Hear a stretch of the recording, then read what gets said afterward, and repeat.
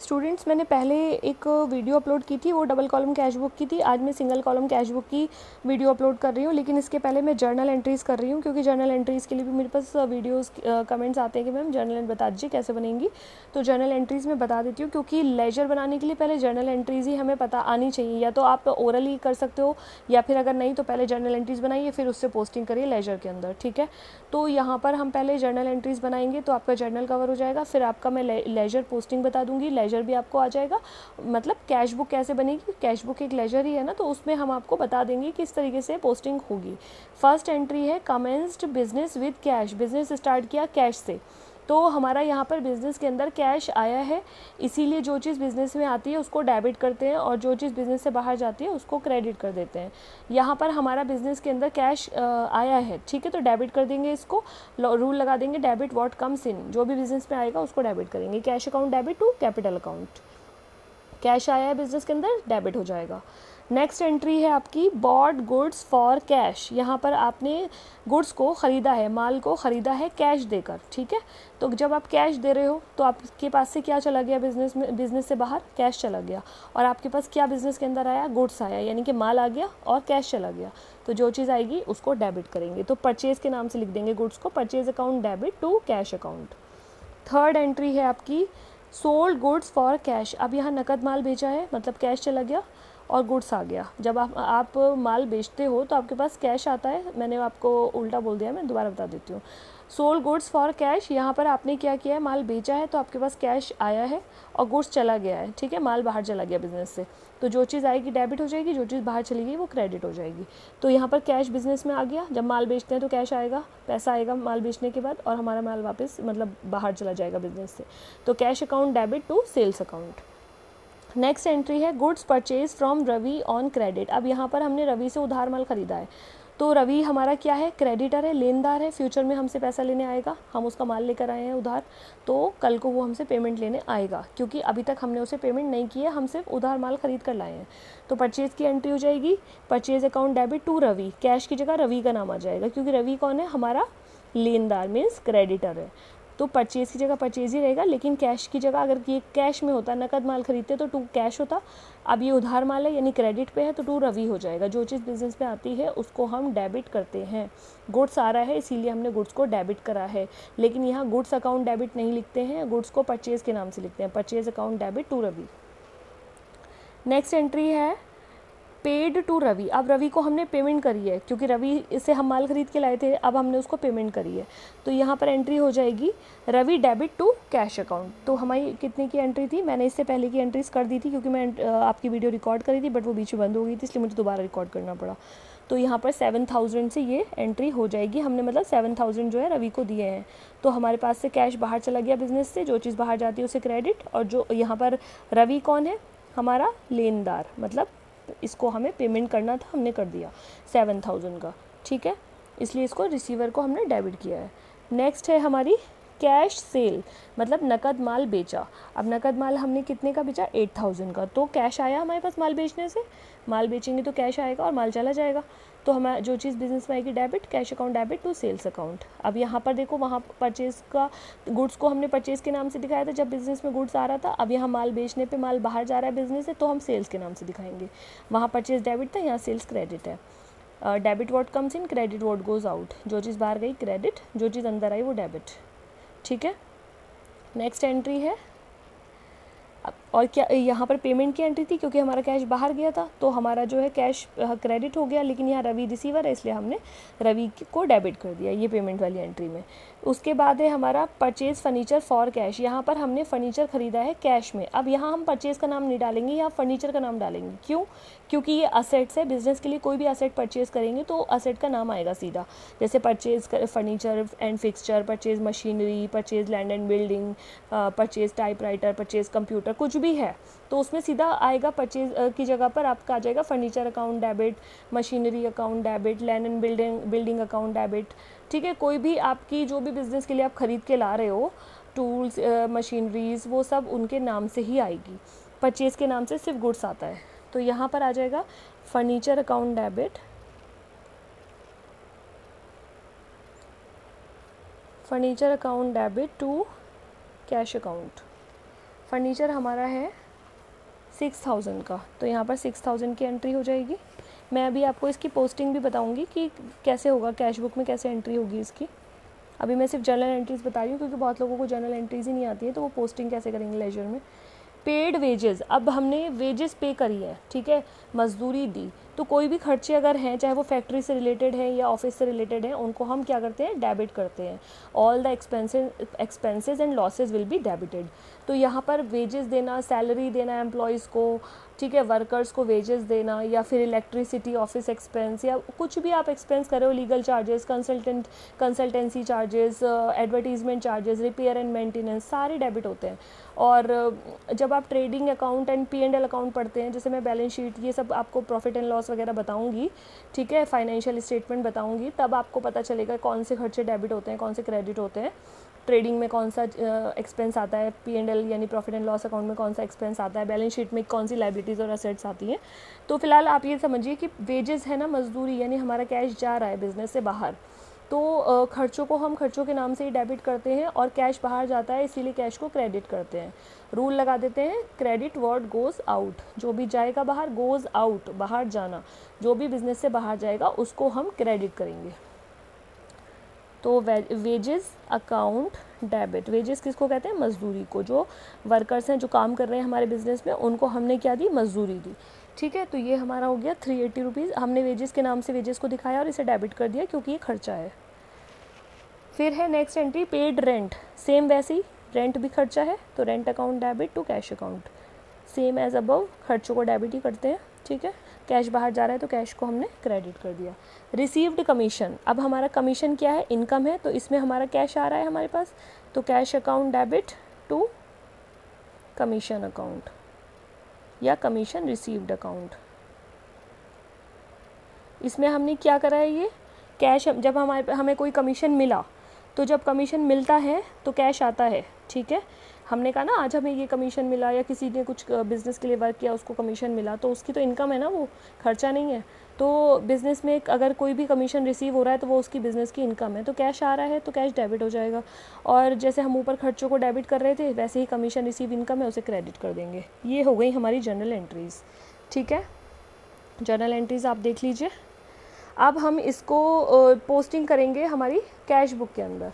Cash book के column आपको पता ही है, date, particulars, voucher number, ledger folio, amount, date, particulars, voucher number, ledger folio, amount. ये वाला साइड डेबिट होता है, ये वाला साइड क्रेडिट होता है, ठीक है। कॉलम कितने कितने हैं टोटल, 1 2 3 4 5, 1 2 3 4 5, टोटल मिला के 10 कॉलम्स हो गए। अब 10 कॉलम्स के अंदर ये वाली डेबिट साइड है, ये वाली क्रेडिट साइड है, ये पेमेंट, ये रिसीट साइड है, मतलब जो भी रिसीविंग्स हैं वो इधर आ जाएंगी, जो भी पेमेंट्स हैं वो इस साइड आ जाएंगी। कैसे एंट्री करेंगे, आप सीधे सीधे इसकी पोस्टिंग देखो। जैसे हम कैश बुक के अंदर सिर्फ कैश से रिलेटेड ही हम एंट्रीज डालेंगे, पोस्टिंग करेंगे। जैसे ये देखिए, cash account debit to capital account, तो आप ऐसे समझो कैश अकाउंट के डेबिट में टू कैपिटल लिखना है, तो कैश अकाउंट का या कैश बुक का डेबिट साइड है और यहाँ पर लिख दो टू कैपिटल अकाउंट 20,000। अब सेकंड एंट्री है purchase account debit to cash account, तो अब कैश नीचे लिखा है तो आप नीचे का साइड क्रेडिट है, तो यहाँ पे लिख देखो कैश अकाउंट के क्रेडिट साइड में बाय परचेज, तो यहाँ पर कैश अकाउंट का क्रेडिट साइड है और इधर लिख देंगे by purchases account 5,000 rupees. Third entry है cash account debit to sales account, cash account के डेबिट में टू सेल्स अकाउंट, तो यहाँ पर लिखेंगे कैश अकाउंट का ये डेबिट साइड है, यहाँ पर लिख देंगे टू सेल्स अकाउंट। 8,000 कितना है सेल्स, 4,000। नेक्स्ट एंट्री है purchase account debit to Ravi, ये आएगा नहीं, ये तो उधार की एंट्री है, इसमें कैश का नाम ही नहीं आ रहा तो ये नहीं आएगा। Cash account debit to sales account, अब ये फिर से वही सेल्स की एंट्री, तो कैश अकाउंट के डेबिट में टू सेल्स लिख देंगे, तो कैश अकाउंट का डेबिट साइड ये है, DR लिखा है ना, टू सेल्स अकाउंट और अमाउंट डाल देंगे 8,000।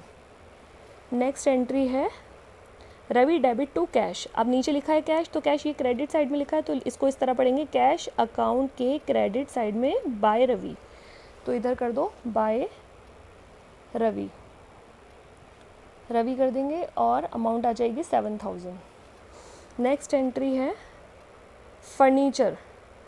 Furniture account debit to cash account, ठीक है। तो कैश अकाउंट के क्रेडिट साइड में बाय फर्नीचर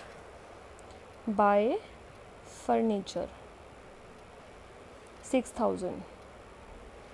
अब है wages account debit to cash account, तो यहाँ भी क्रेडिट साइड में है कैश, तो कैश अकाउंट के क्रेडिट साइड में बाय वेजेस, तो ये कैश है, कैश के क्रेडिट साइड में बाय वेजेस और बाय रेंट, दोनों ही खर्चे हैं, तो मैंने एक साथ ही लिख देती हूँ। वेजेस और रेंट दोनों का मैंने एक साथ लिख देती हूँ। ये है अमाउंट 380 का वेजेस है और 400 की रेंट है, ठीक है। और कोई एंट्री है इसमें? Commission received, cash account debit to commission. अब कैश अकाउंट के डेबिट में टू कमीशन डाल देंगे, 600 टू कमीशन, 600। और हमारा क्या है, और कोई पेमेंट है? हाँ, 2 एंट्री और है इसके अंदर। Withdrew for personal expense, personal expense हमारा ड्राइंग्स होता है, तो ड्राइंग्स की क्या एंट्री होती है? ड्राइंग्स 2 एंट्रीज रह गई थी, उसकी भी बता देती हूँ आपको। Drawings account debit to cash account, और paid salary account debit to cash account. Salary खर्चा है तो खर्चे डेबिट होते हैं, तो salary account debit to cash account. Drawings वो खर्चा होता है जो कि मालिक जो होता है बिज़नेस का, प्रोप्राइटर जो होता है, वो क्या करता है अपने पर्सनल यूज़ के लिए जब बिज़नेस से कैश निकालता है तो उसको ड्राइंग्स के नाम से दिखाते हैं और डेबिट करते हैं। तो अब इसकी एंट्री कैसे करेंगे कैश बुक में? कैश अकाउंट के क्रेडिट साइड में बाय ड्राइंग्स कितना अमाउंट आएगा? 1000। और बाय, यहाँ पे देखो सैलरी का कैसे करेंगे? Salary account debit to cash account की क्रेडिट साइड में बाय सैलरी। इसी तरह से आप पढ़ के देखना जैसे मैंने आपको बताया है, ठीक है। सबके आगे आपने अकाउंट लगा दिया, सिर्फ पर्सनल में नेम में अकाउंट नहीं आता। अब यहाँ पर देखो सैलरी कितनी है हमारी? 900। अब आप इसको टोटल लगा दीजिए दोनों साइड का, जिस तरफ का भी ज़्यादा हो, ठीक है। मैंने इसका करके देख लिया था, तो ये आ गया 32,600 और इधर भी आ गया 32,600। दोनों साइड वही वाला टोटल लिखेंगे जो दोनों, जिस साइड का भी टोटल ज़्यादा है, ठीक है, उस साइड के टोटल को दोनों तरफ लिख देंगे। मान लीजिए ये वाला टोटल ज़्यादा है तो हमें ये भी इधर भी लिखना है और इधर भी लिखना है। अगर सपोज़ इधर का टोटल ज़्यादा है तो वो यहाँ भी लिखेंगे, यहाँ भी, मतलब जिस भी साइड का टोटल ज़्यादा है उसको ही दोनों साइड लिखते हैं।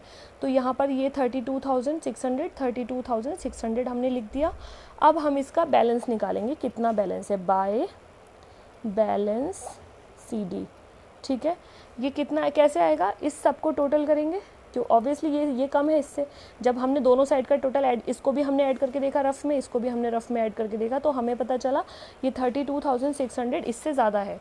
तो 32,600 आया इस साइड का डेबिट साइड का टोटल, और इधर वाली साइड का क्रेडिट साइड का टोटल हमारा आया 20,680। हमने रफ़ में लिख लिया 20,680। तो इसको हमने 32,600 में से माइनस अगर किया तो ये आ गया हमारा 20, और ये आ गया 11,920 ये हमारा आ गया। तो ये क्या है? बाय बैलेंस CD, ठीक है। ये हमारी रिसीट है और ये हमारी पेमेंट्स है, ठीक है। और ये हमारा क्या है? By balance CD। तो टोटल रिसीविंग हमारी कितनी हुई? 32,600 की। ये हमारी क्या है? टोटल रिसीट्स, प्राप्तियाँ हिंदी में, ठीक है। ये हिंदी में बोलना है इसको, रिसीट को प्राप्ति। और टोटल पेमेंट क्या है? पे कितना किया है हमने? टोटल पेमेंट्स कितनी है हमारी? ये रही, मैं इसको माइनस करके मैंने डायरेक्ट लिख दिया, कोई बात नहीं। अगर हम इसको इस तरीके से दिखा सकते हैं कि हमारी टोटल पेमेंट्स हैं 20,000, थोड़ा ऊपर लिख देती हूँ 20,680, यहाँ पर लिख देती हूँ टोटल पेमेंट, ठीक है। ये पेमेंट कितनी है? 20,680। और हमारा बाय बैलेंस CD, ये चाहे तो ऊपर से वो डायरेक्ट ही लिख दिया था, बट आपको समझाने के लिए स्टेप बाय स्टेप चलना पड़ेगा।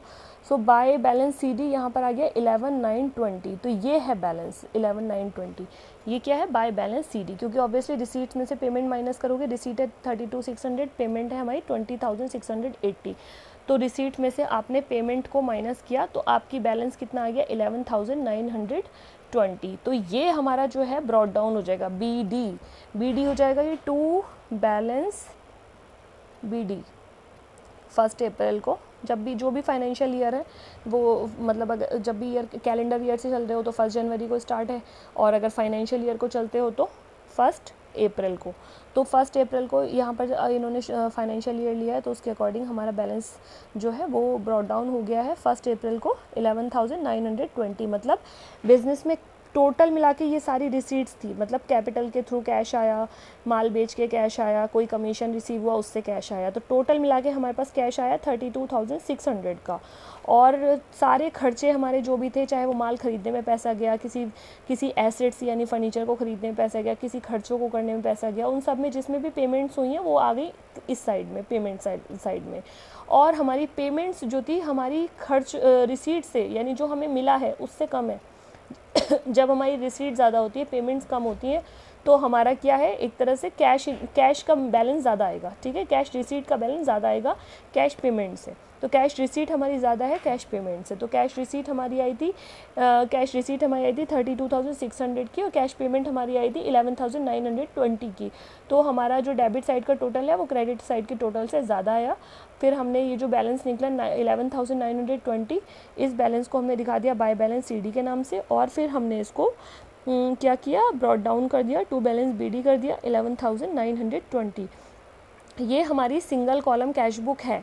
इसमें मैंने डबल कॉलम कैश बुक की वीडियो भी अपलोड की थी कुछ 4-5 डेज़ पहले, वो आप देख सकते हो। बस उसमें क्या फ़र्क था कि यहाँ पर जो बैलेंस अमाउंट जो लिखा है, यहाँ पर मान लीजिए ये कैश का अमाउंट है, तो यहाँ पर एक बैंक का कॉलम और आ जाएगा। यहाँ पर तो मैंने अमाउंट के नाम से दिखाया है, लेकिन जब हम डबल कॉलम कैश बुक बनाते हैं तो उसके अंदर इस अमाउंट की जगह पर कैश लिखते हैं और उसी के बराबर में एक बैंक का कॉलम आ जाता है। तो बैंक और कैश दो कॉलम इंक्रीज, मतलब एक कॉलम दोनों साइड इंक्रीज हो जाता है, इधर भी बैंक का डेबिट साइड में भी और क्रेडिट साइड में भी, दोनों साइड एक कॉलम इंक्रीज हो जाता है। मतलब अभी 10 कॉलम है, 1 2 3 4 5, 1 2 3 4 5, तो टोटल 10 कॉलम है, उसमें 2 और ऐड कर दो तो 12 कॉलम हो जाएंगे। मतलब डेबिट में भी एक बैंक का आ जाएगा, क्रेडिट में भी एक बैंक का आ जाएगा, क्योंकि उसमें कॉन्ट्रा एंट्री होती है, मतलब कैश और बैंक की एंट्रीज होती हैं। और कैश बुक में सिर्फ और सिर्फ कैश की एंट्री होती है, कोई क्रेडिट की एंट्री नहीं, पोस्टिंग नहीं होती है। जो भी जर्नल एंट्रीज़ कैश से रिलेटेड है वही कैश बुक में आएंगी, कोई भी उधार की एंट्रीज़ के अंदर नहीं आती है, ओनली हमारी ये कैश वाली एंट्रीज़ आ जाएंगी। डबल जो कॉलम बुक होती है उसके अंदर हमारी कैश और बैंक दोनों की आ जाती है। तो उसके लिए आप देख सकते हो जो नेक्स्ट वाली, मतलब प्रीवियस वाली मेरी वीडियो है वो, और नेक्स्ट वाली में भी मैं कुछ इसके क्वेश्चन करा दूँगी, तो वो आप देख लेना।